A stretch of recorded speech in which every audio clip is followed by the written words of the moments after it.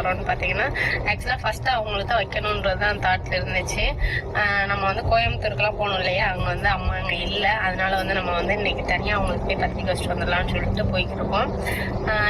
டிக்டாக்ல நமக்கு ரொம்ப பிடிச்ச கப்பல் பார்த்தீங்கன்னா உதயா சுமதி. ஸோ சுமதியோட பையன் இருக்காங்களா சாம் குட்டி, அவனுக்கு வந்து இன்றைக்கி காதணி அதாவது காது குத்துற ஃபங்க்ஷன் ஓகேங்களா. ஸோ அந்த ஃபங்க்ஷனுக்கு நிறைய பேரை இன்வைட் பண்ணியிருந்தாங்க, அவங்க எல்லாருக்குமே தெரியும். அந்த இன்வைட் பண்ணுறதுல வந்து அவங்களோட புகைப்படத்தை வந்து கட் அவுட்டாக வந்து ஷேர் பண்ணியிருந்தாங்க இன்ஸ்டாகிராமில். ஸோ அதில் வந்து ஒரு இடத்துல கூட இவங்களோட மாமியார் புகைப்படம் இடம் பெறல. ஸோ இதை வந்து இவங்களோட புகைப்படம் வந்து ஃபேஸ்புக்கில் நிறைய வைரல் ஆச்சு. ஸோ அந்த ஃபேஸ்புக்கில் இருக்க ஒருத்தவங்க வந்து கமெண்ட் பண்ணியிருந்தாங்க. அதாவது இவங்களுக்கு ஒரு பிரச்சனை வந்து ஏற்கனவே ஒன்று வந்துச்சு. ஸோ அந்த பிரச்சனைக்கு வந்து மாமியாரை கூட்டிகிட்டு போன இவங்க ஏன் இந்த புகைப்படத்தில் இடம் பெறல அப்படின்னு சொல்லிட்டு கேள்வி கேட்குறாங்க. ஸோ இந்த கேள்விக்கான ஆன்சரை வந்து நான் சொல்ல மாட்டேன். ஏன்னா எனக்கும் சுமதிக்கு ஆல்ரெடி நிறைய பிரச்சனை ஃபோனில் வந்துச்சு.